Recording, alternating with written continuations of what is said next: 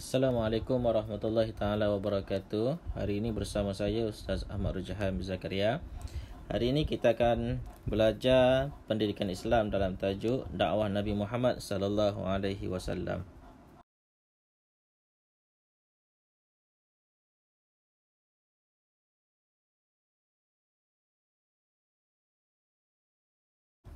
Sebelum kita pergi lebih lanjut dalam tajuk dakwah Nabi Muhammad sallallahu alaihi wasallam, terlebih dahulu kita tahu apakah maksud dakwah.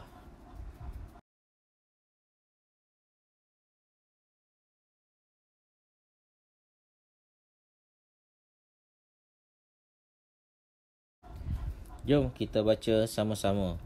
Apa yang dimaksudkan dengan dakwah? Dakwah bermaksud menyeru dan mengajak umat manusia untuk beriman dan taat kepada Allah serta kembali ke jalan yang benar. Itu adalah maksud dakwah. Sebagaimana Nabi Muhammad sallallahu alaihi wasallam mengajak umat manusia daripada kejahilan kembali taat kepada Allah, itulah yang dinamakan dakwah. Setiap perkara yang kita menyeru kepada kebaikan, itu juga adalah dakwah.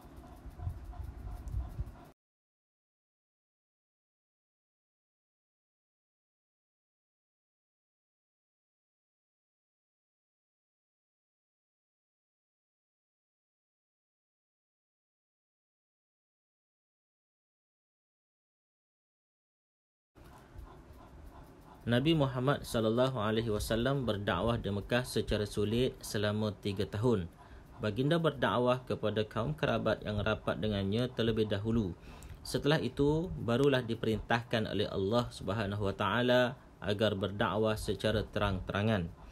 Dan dakwah Nabi Muhammad sallallahu alaihi wasallam diadakan ataupun berpusat di rumah sahabat baginda yang bernama Al-Arqam bin Abi Arqam selama 3 tahun, dan selepas itu Nabi Muhammad berdakwah secara terang-terangan untuk menurut perintah Allah Subhanahu wa taala.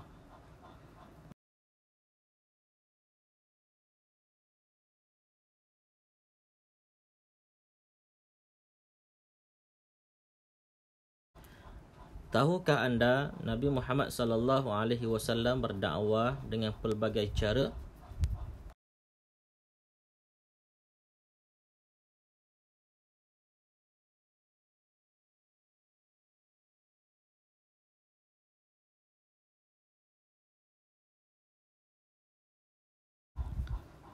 Sama-sama kita perhatikan bagaimana Nabi berdakwah.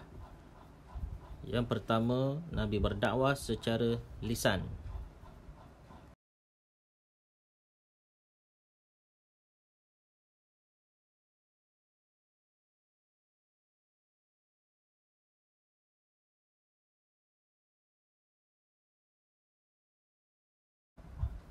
Dan yang kedua, Nabi berdakwah secara perbuatan ataupun tingkah laku.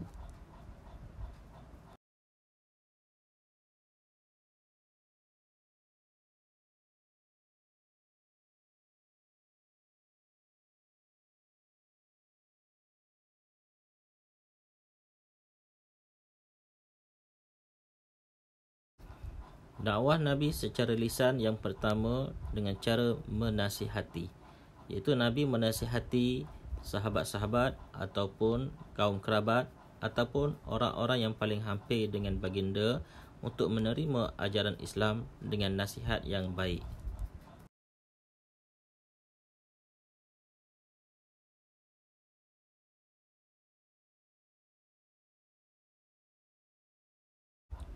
Dakwah secara lisan yang kedua adalah tazkirah.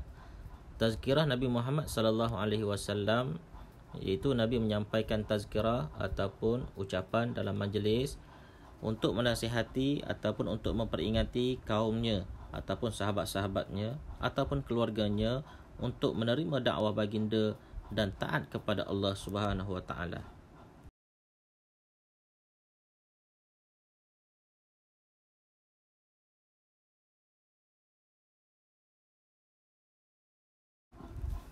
Dan yang ketiga adalah dialog. Nabi Muhammad sallallahu alaihi wasallam akan berdialog dengan sesiapa sahaja, sama ada dengan kaum Quraisy atau kaum kafir Quraisy ataupun dengan siapa-siapa sahaja untuk menerima dakwah Nabi sallallahu alaihi wasallam.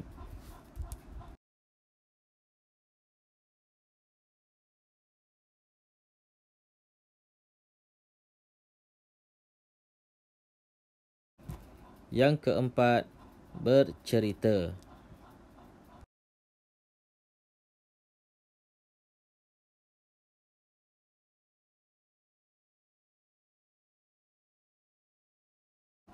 Dan yang kelima, berdebat.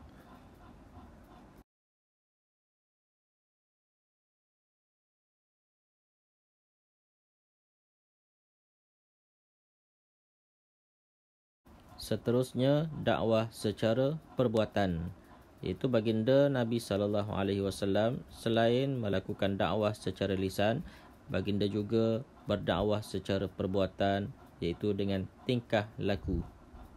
Jom kita lihat sama-sama.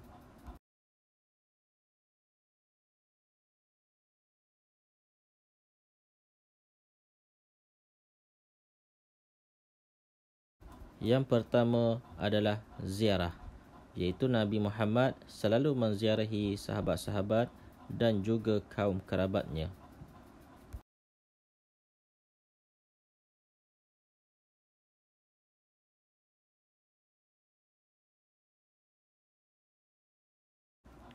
Yang kedua, memberikan hadiah.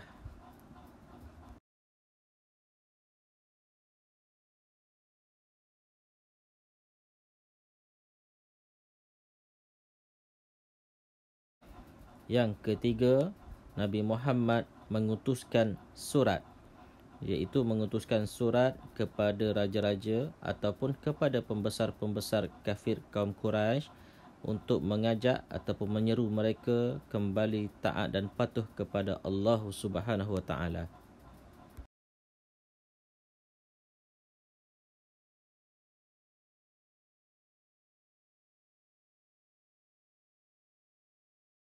Begitu juga baginda Nabi sallallahu alaihi wasallam akan menghantar utusan kepada raja-raja ataupun pembesar-pembesar untuk berdakwah kepada mereka supaya kembali kepada Allah Subhanahu wa taala.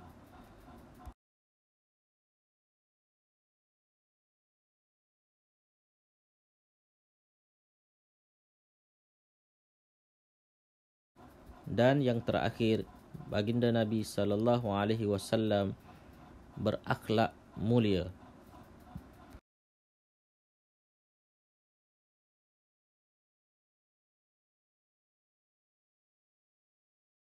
Sekian sahaja pada kali ini. Mudah-mudahan anak-anak semua dapat memahami apa yang telah kita bincangkan pada pagi ini.